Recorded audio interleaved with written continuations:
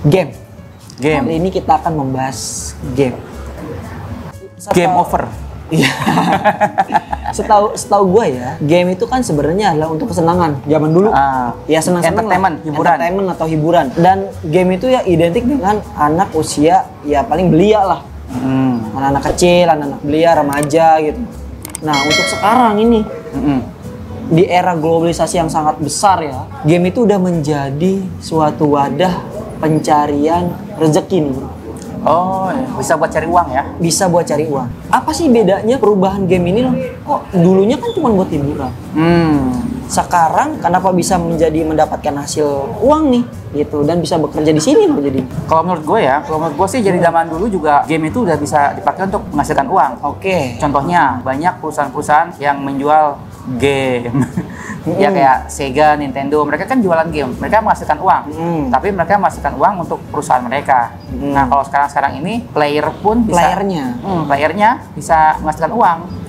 Nah ini mulai bisa seperti ini semenjak adanya game online. Iya, game online. Jadi zaman gue masih S1 dulu, mahasiswa S1, itu kan udah ada ya game online. Nah itu kita main pakai internet, nanti kita naikin level, ngumpulin item, kita upgrade senjata, kita bisa mengumpulkan item-item, melakukan upgrade senjata, atau meningkatkan level dari karakter kita. Nah terus kita jual tuh. Jadi zaman gue masih mahasiswa S1 itu, gue juga main game online. Jadi pada saat itu memang banyak juga yang memperjualbelikan karakter, item, ataupun senjata-senjata yang rare gitu, yang bahkan ada yang super rare. Nah itu secara langsung, jadi dia langsung nyari aja, gue mau beli item ini, jual item ini, mereka langsung ketemuan, dia transaksi langsung gitu ya, langsung di tempat gitu. Tapi kalau sekarang ini orang bisa menghasilkan uang dengan cara misalnya kayak play to earn, jadi kita bermain, nanti kita bisa mendapatkan penghasilan dari situ dengan jualan item, tapi disediakan di platformnya ya, di gamenya itu sendiri. Jualan item, nanti ada juga token-token atau koin-koin yang bisa kita pakai untuk diperjualbelikan di dalam permainan tersebut, dan bisa kita cairkan gitu kan ke mata uang fiat atau mata uang rupiah lah gitu. Nah itu bisa jadi penghasilan. Terus ada juga yang memang masih ada jual beli karakter tuh, tetap masih ada zaman sekarang, dan juga difasilitasi juga kok sama game-gamenya, studio-studio game yang memang menyediakan game-game online. Lalu juga sekarang itu ada yang namanya professional gamer yang memang mereka seperti atlet lah ya. Iya. Seperti atlet tapi mereka bertanding gitu, atau mereka bersama-sama dengan teman-temannya, mereka bertanding melawan negara lain atau mungkin komunitas game yang lain, dan dari situ mereka bisa mendapatkan trofi, mendapatkan hadiah uang ya lumayan besar ya, hadiahnya gitu. Tapi memang juga ada pro gamer yang mereka juga selain mendapatkan uang hanya dari kalau mereka menang, tapi mereka juga mendapatkan uang dari gaji. Iya. Jadi selama mereka latihan, kan pertandingan nggak setiap hari ya. Setiap hari atau setiap bulan ya. Mungkin 6 bulan sekali atau 3 bulan sekali. Ya, sedangkan event. Ya, dan mereka kan tetap harus latihan kan. Dan ketika mereka sudah tergabung dalam suatu tim pro gamer, biasanya mereka juga digaji. Nah, disitulah mereka mendapatkan penghasilan dari bermain game. Nah, besaran gajinya ya tergantung ya dari tiap tim beda-beda sih. Ya, gua lanjutin ya. Jadi gua bisa merunutkan nih, Bro. Yang tadi lu jelaskan bahwa dari awal game ini berdiri, pada saat untuk mendapatkan hasil adalah dia menjual konsolnya dulu nih.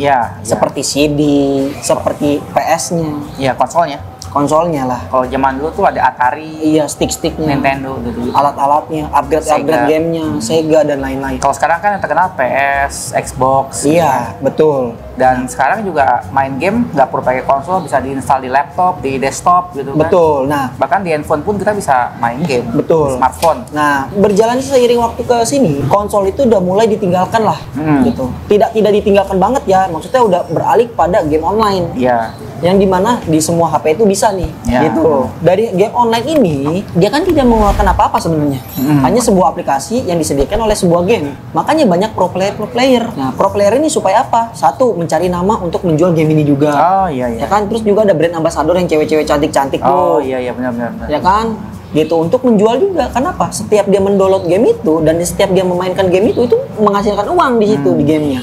Gitu. Ya mungkin yang gue runutkan sih seperti itu. Nah, kalau misalkan fungsinya sebenarnya gila kan, fungsi game kan udah pasti hiburan dong. Iya. Tapi kalau misalkan kita getolnya udah gue pengen pro player nih, gitu. Kesulitan nggak sih teman-teman gitu? Jadi kan terbebani gitu loh. Aturan buat hiburan, ya kan? Terus berubah menjadi pengen ngebet menjadi seorang pro player. Ada tekanan untuk harus menang. Iya. Kan? Jadi kan dia beban nih aturan buat hiburan ya kan ya. Jadi beban juga gitu loh. Ya walaupun keahlian juga bisa dibentuk gitu dari latihan-latihan itu gitu loh. Ya kalau menurut gue sih kalau misalnya kita menjalaninya dengan senang hati, orang yang suka bermain game, ya pasti dia nggak akan ada beban sih. Menang atau kalah ya pasti kan ibaratnya bonus gitu kan. Yang penting dia kesenangannya itu udah tersalurkan. Hobinya, passionnya untuk dalam bermain game itu yang paling penting sih. Kalau memang dia senang di bidang itu, senang main game, ya pastilah dia akan ikutan lomba-lomba. Dan pasti harusnya sih orang-orang yang seperti ini ya, passionate, punya keahlian bermain game, pastinya sih biasanya mereka yang memenangkan pertandingan biasanya. Gitu. Jadi kalau menurut gue sih nggak tertekan ya. Kalau gue suruh main game terus malah gue senang sebenarnya. Gitu. Iya. Karena kan latihannya yang gue denger sama kayak orang kerja loh 8 jam loh. Berarti kan itu dia sama kayak atlet juga sebenarnya. Bahkan kan di lomba-lomba di SEA Games, Asian Games dan lain-lain loh. Kalau kita senang main game pasti kita nggak akan terbebani. Iya sih. Malah makin semangat nih. Oh sekarang gua dari main game ini malah bisa menghasilkan ya. Bisa menghasilkan bukan hanya uang tapi juga nama ya kan. Namanya jadi terkenal, beken gitu kan. Dikenal di mana-mana sebagai pro gamer athletes kan keren ya. Iya. Gitu. Karena gue juga dapat sebuah quotes juga nih bro dari pelatih gua dulu. Pelatih gua dulu bilang ketika hobimu menjadi menghasilkan uang itulah indahnya rasanya bekerja. Ah iya setuju. Betul banget itu. Yang paling indah itu kalau misalnya kita bisa bekerja menghasilkan uang, mendapatkan kehidupan dari sesuatu yang memang kita sukai, yang kita hobi. Betul. Gitu. Jadi kita menjalankannya itu dengan hati yang senang, ceria. Nggak murung-murung lah ya. Nggak murung dan juga nggak terbebani gitu. Karena emang itu udah keahlian dia. Santai aja gitu. Walaupun ada problem-problem ya karena dia udah senang di situ ya pasti akan kelewat juga problemnya gitu loh. Misalkan nih, kan kalau main game tuh kayak contoh Mobile Legends lah ya. Kan nggak mungkin harus satu hero doang yang bisa. Pasti kan beberapa hero yang harus bisa gitu. Makanya walaupun dia nggak bisa itu dia kan harus belajar terus tuh. Ya kan ya problem nih, gue nggak bisa. Yang lain kenapa bisa? Kenapa gue nggak bisa nih? Gitu. Nah kemudian pasti kan otomatis belajar, gitu. Nah dari pembelajaran itu dia kan udah dianggap sebuah pro gamer ini kan dia pasti kan ini bro. Dia harus bisa semua karakter yang harus dia mainkan, gitu. Karena kan itu kan apalagi di Mobile Legends dia kan harus memilih nih, nggak mungkin apa yang dia suka itu aja dia main. Siapa tahu kan diambil alih oleh musuh gitu, berarti kan dia harus menyesuaikan lah. Betul, harus menyesuaikan. Jadi dia harus main lebih dari beberapa karakter yang harus dia bisa gitu. Iya. Memang sih kalau dulu ya gue ngelihat ke diri gue sendiri pada saat dulu gue main game. Gue emang justru malah gue penasaran. Gue nggak pengen cuma bisa satu karakter. Misalnya gue suka karakter A, udah jago di situ, levelnya tinggi, gue pasti akan cari karakter yang lain. Iya. Gitu biasanya sih gitu. Ya itu ya bikin penasaran ya. Kalau gue pakai karakter gini gimana ya? Kalau pakai karakter yang beda lagi gimana? Gitu. Dari situ nanti kita kan muncul ini kan. Oh, kalau misalnya lawan kita pakai karakter A, kita lawannya pakai karakter C. Betul. Gitu. Jadi malah ada strategi di situ ya. Ada strategi juga. Ada strategi. Ketika misalkan strategi A gue, oh karakter gue diambil nih, berarti gue harus pakai counter lawan dianya, pakai yang B atau C. Yang mana? Yang ini, yang itu. Gitu. Kalau gue sih malah senang terus terang. Jadi kalau menurut gue sih, gue aja yang bukan pro gamer ya nggak ada masalah sih dengan mempelajari karakter yang beda. Gitu. Walaupun gue untuk game-game zaman sekarang kayak Mobile Legends ya jarang mainnya. Gue nih pemain game jadul.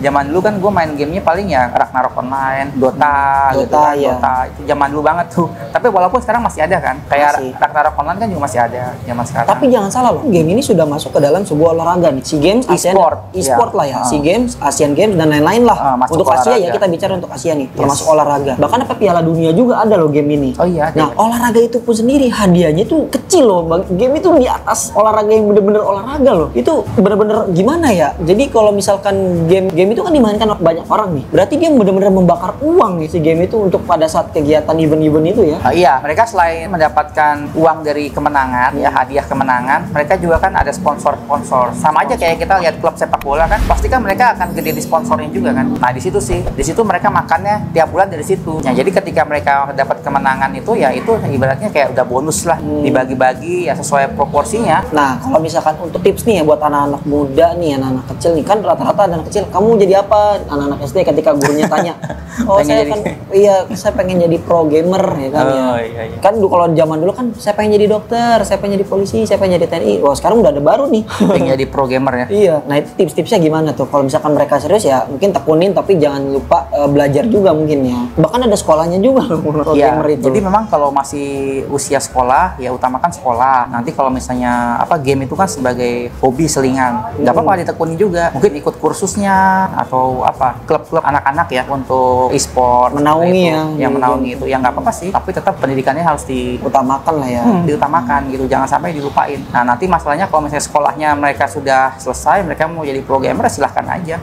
Tapi kan selama mereka sekolah, mereka juga latihan untuk menjadi pro gamer. Nah itu kan bersamaan tuh. Nanti ketika udah lulus SMA atau lulus SMK sederajat, ya mereka bisa boost ke yang cita-cita mereka itu ya. Menjadi seorang pro gamer, menjadi atlet e-sport seperti itu. Sekarang atlet e-sport aja udah nggak dipandang sebelah mata loh, karena udah menghasilkan loh. Banyak ya. Ya atlet-atlet yang udah pro gamer sekarang aja udah kaya raya. Iya, kalau zaman gua dulu ya, kalau kita main game kan dimarahin sama orang tua. Iya, orang tua mau jadi apa? Mau jadi apa? Main game terus. Kalau sekarang anak-anak sekarang mungkin ketika orang tuanya, kamu main game terus, mama atau bapak, aku mau jadi pro gamer, kan banyak uangnya.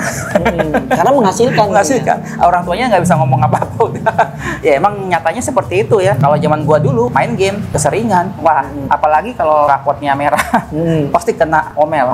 Dan jangan lupa ya, buat orang tua itu sebenarnya jangan membatasi anak pada saat bermain game sebenarnya. Boleh menaruh perhatian, tapi jangan terlalu mengekang lah gitu. Jadi membatasi. Karena apa? Kalau misalkan terlalu mengekang, itu pernah kejadian dia membeli suatu item yang berjuta-jutaan, orang tuanya tidak tahu tuh. Oh, gitu. Dia pakai kartu kredit ya? Kartu kredit. Play Store, beli di Play Store gitu ya. Item-item atau mungkin paket-paket game gitu. Iya, dan emang nggak tahu kan gitu. Makanya sebagai orang tua ya harus mengawasi aja gitu loh. Apa yang baik kepada anaknya. Terus misalkan ya diterangin juga, pasti anaknya menerangkan dan didengarkan harusnya gitu loh. Ini harganya segini, terus karakter ini harganya segini gitu loh, supaya bisa diberikan masukan anak tersebut. Ayah nggak punya uang atau bunda tidak punya uang kayak gitu loh. Kalau kamu mau main ya jangan beli seperti ini, mungkin yang main gratis. Biasanya kan kalau misalkan event-event gitu kan pasti dapat skin baru gitu loh. Nah mungkin anaknya diarahkan kepada ke situ lah gitu loh. Kalau menurut gue ya, ini kan untuk pembelian kayak melalui Play Store itu kan pakai kartu kredit ya. Ya kalau menurut gue sih anak-anak jangan dikasih akses ke kartu kredit. Iya. Begitu mereka dikasih akses ke kartu kredit, udah mereka tuh nggak bisa nggak terkontrol. Iya. Gitu. Jadi ya orang tuanya juga hati-hati, jangan memberikan akses anak-anak kepada kartu kredit. Bahaya banget itu ya. Jadi kalau memang mereka mau beli item, ya mereka harus nabung. Kan bisa tuh beli vouchernya kan? Iya. Mereka nabung dulu, beli vouchernya, baru mereka bisa main. Jadi jangan pakai kartu kredit orang tuh, bahaya banget itu. Kalau bisa beli item yang juta-jutaan, karakter sampai juta-juta, paket game sampai berjuta-juta, wah bisa bangkrut. Iya. Aturan buat biaya hidup sebulan keluarganya, buat beli voucher game doang ya. Tapi biasanya sih anak-anak yang dikasih akses kartu kredit anak-anak orang kaya sih. Iya. Tapi kan kalau misalnya orang tua melihat tagihan misalnya sampai 5 juta, kesel juga 8 juta ya pasti bertanya-tanya dan ngomel pasti apaan nih gitu kan. Iya, karena kan virtual ya, bukan asli gitu kan, tuh game, sebuah game ya, game virtual. Iya, nggak ada gunanya. Saat ini nggak ada gunanya gitu kan. Beda halnya ketika dia udah jadi pro player. Kalau dia harus punya skin itu yang harus berbayar gitu. Iya. Dan kalau udah pro player mereka juga membiayai dirinya sendiri atau dibiayai oleh tim yang menaungi dia. Betul. Fungsinya kan untuk meningkatkan skillnya dia, cara mainnya. Karena kalau di skin itu dia mempunyai kelebihan nih, entah attack atau defense-nya dia memiliki ya mungkin beda-beda game ya. Kita kan secara global aja, gua menjelaskan game ini secara global aja ya. Mungkin di skin itu memiliki keunggulan nih dibanding nggak pakai skin atau misalkan pakai skin yang di bawah levelnya gitu. Jadi mungkin kesimpulan gua adalah ketika sebagai orang tua melihat anaknya bermain game, ya bolehlah tapi diawasi intinya. Iya, diawasi. Karena apa? Kita tinggal ada yang tahu loh, siapa tahu jalan anak itu menjadi pro gamer itu. Iya. Dan bisa menghasilkan uang banyak gitu loh. Kalau misalkan dia sudah hobi, sudah suka di situ, ya diarahkan intinya. Jangan sampai dikekang gitu. Boleh bermain game, tapi dia jangan lupa kewajiban dia gitu. Sebagai seorang manusia juga gitu. Karena kan manusia tidak hanya main game doang. Iya. Itu intinya sih kesimpulan dari video ini gitu. Mungkin segitu aja video ini. Jangan lupa teman-teman bisa di-subscribe, di-like, di-komen, di-share, dan juga jangan lupa ditekan tombol loncengnya. Iya, kita berdua cabut and see you.